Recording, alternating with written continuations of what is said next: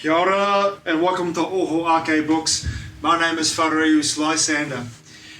Today is October the 13th, the 14th of October, I think it is today, here in Wellington in 2021, and we are having a resurgence of winter. The ice age is fucking coming here. We've got outside my window right now, the trees are bent over like that. The 130 kilometre per hour winds at the moment, and we've had driving sideways rain for most of the day. The rain's gone, but the wind is still here, gale force. If planes are taking off or landing into this, it'd be absolutely fucking terrifying, like flying on a four-wheel drive track in the sky. Now I know what that's like. I've flown through a typhoon coming through from Bangkok to Hong Kong and then leaving Hong Kong to go to Vancouver. I flew through the edge of a typhoon for about an hour, and it was so terrifying. It was so terrifying. And everyone on the plane, this is back in the day, this is 1999. And back in the day you could smoke cigarettes on planes back then.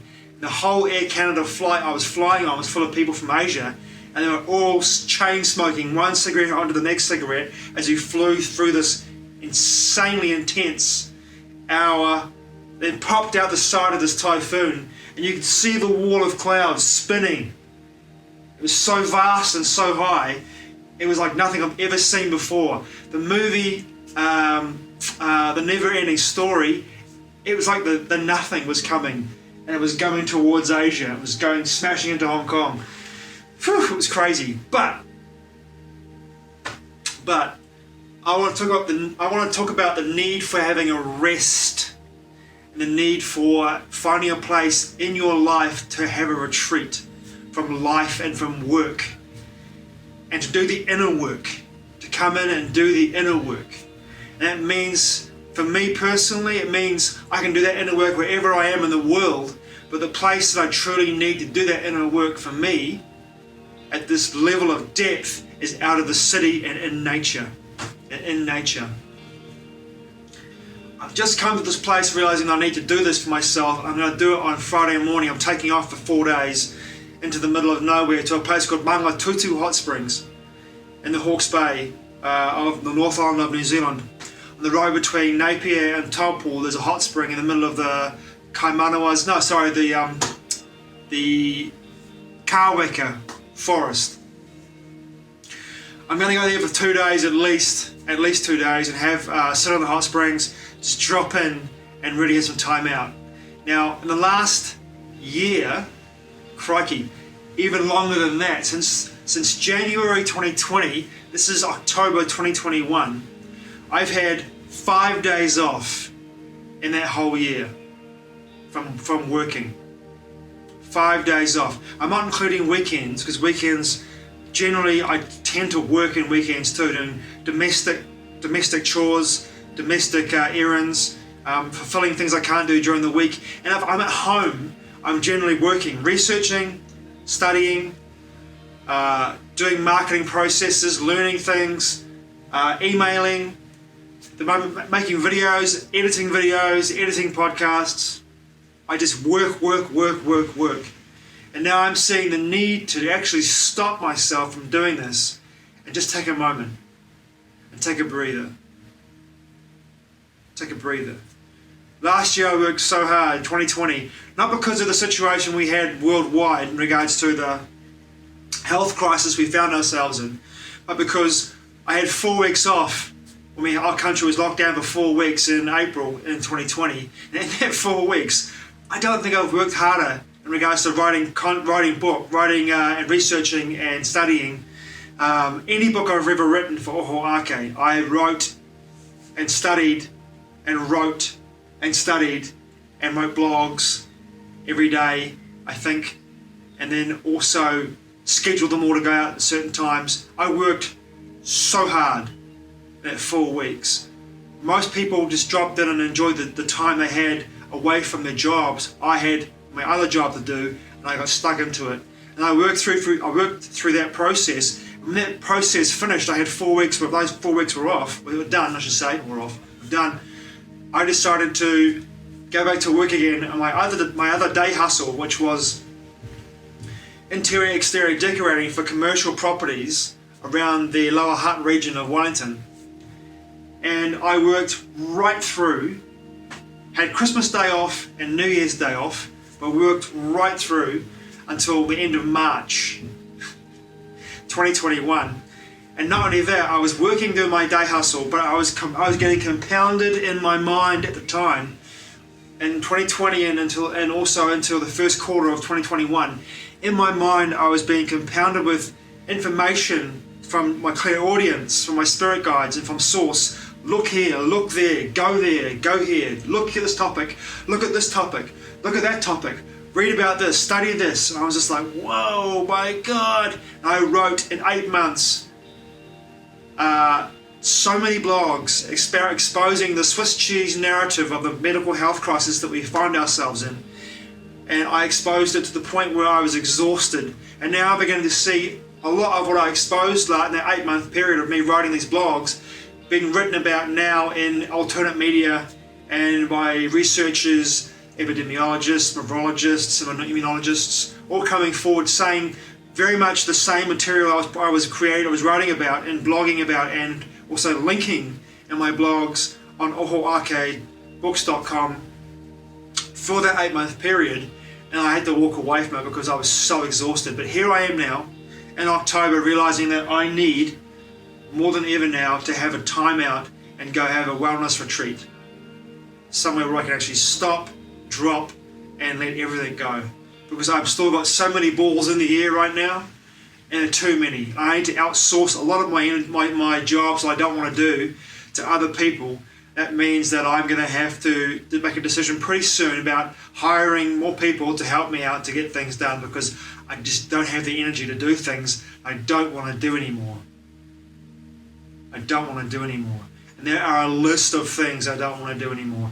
But a list of things I do want to do, the first one is to travel. And I mean domestically in my own country, because in Aotearoa, New Zealand, you can't leave the country without being able to come back into the country again through an MIQ quarantine facility for 2 weeks. And they're booked out for about 6 to 7 months. So if I leave in October, I'm going out of the country one way. I'm not going to come back probably for a couple of years at the earliest. And I have no problem with that at all. It's just for me to get to the place I want to get to at the moment, it's become very difficult for New Zealanders to travel to parts of the world that we want to go to that are quite exotic, so to speak. 10 flights later, you get there, if you know what I mean. And the cost of flying there now would be astronomical, whereas 2 years ago, it was relatively cheap. So for me, my idea of getting away and doing something will be going to a part of the country, of the islands where I haven't been before, to have an exploration of what's there, and to also drop into a space where I can just rest.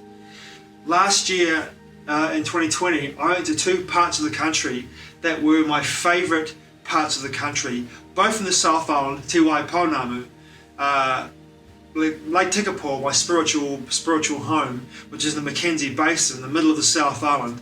This beautiful alpine location that's very reminiscent of Jasper or Alberta, Canada. Beautiful location.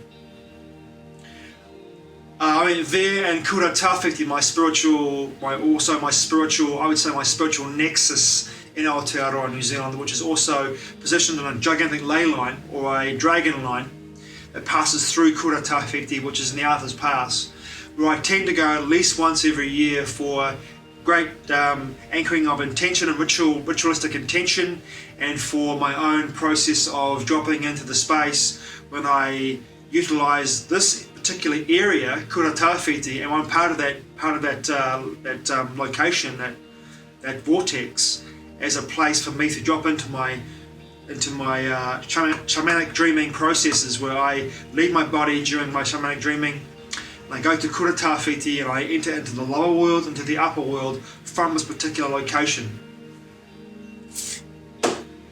Last year I went to both places, and my time in both places was thwarted by the fact that I was spending time with my family, who I love dearly, but I began to see so clearly there and then in September last year, and this was at equinox. I was down there for the for the spring equinox. I could see quite clearly back then that our paths were diverging away from each other, and that what the path that I was taking, the way that what I was seeing, what I was perceiving of the world, and how they were perceiving the world were two different ways completely, and that we really had no real connection with each other outside of outside of our actual biological connections, in regards to our DNA and in regards to our bodies, and our connection with our bodies.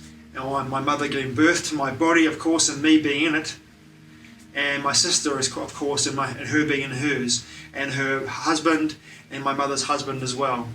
The connection was there between the four of them. They had a good connection. They were all on the same page, but I was so far away from them in regards to my own personal path and growth, and it felt like I was hanging out with strangers. I didn't really have a time or the place or the inclination to deal with how I felt then when I was hanging out with them for that 3 days. It was so intense for me. It wasn't really a time for me having a holiday.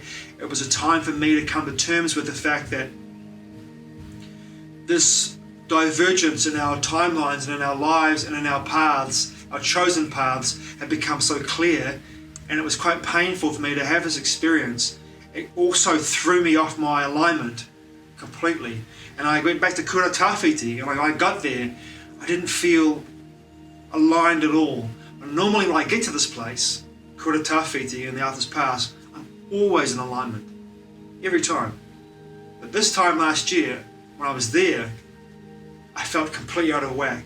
So it wasn't even a holiday for me. It was more like an initiation for me in anything. It was a breaking down of my old connections with my family members, and me realizing, I guess, there and then, but it took me almost a year to really understand this, that my family and I just do not see the world the same way.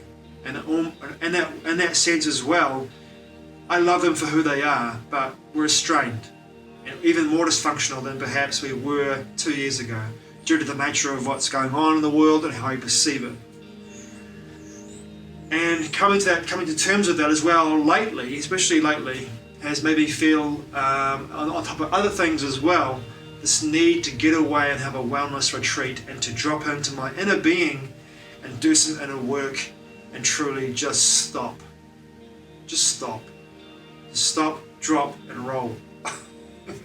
Roll into the hot pools in the Kawikas next to the Mohaka River and just look at the stars. Look at the stars, sit in the hot water, in the hot tubs, look at the stars, lights out, and just enjoy the experience of being there for a couple of days. Remember this, modern society is geared up for a lot of us to bring us to a place of instant gratification and constant distraction. Our levels of stress have shot through the roof globally, due to the nature of this global medical crisis that we find ourselves in. We all need to find some time to be able to stop and drop into nature, whatever that means for us. A walk on the beach, or walking through a park, into the forest, if you can get to a forest, around a lake.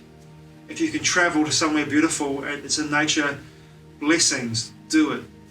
Spend time in nature. Turn off your cell phones, turn off your tech, walk away from it for 4 days, 2 days. If you can't do that, 1 day. Just walk away from it, put it down. Get out of Wi-Fi fields, get out of EMF fields, get out of the cities if you're in a city. Find somewhere to go where all of this stuff is not with you anymore, and you are able to truly drop into a space of deep relaxation and drop your stress levels completely away. And remember this, before all this technology and all this distraction came, our distraction was nature. If you can call that a distraction. To me, it's not a distraction. To me, it's family. To me, it's a sense of connectivity, an understanding of abundance and expansion of consciousness, and of course, the feeling of being in a living organism much, much bigger than yourself.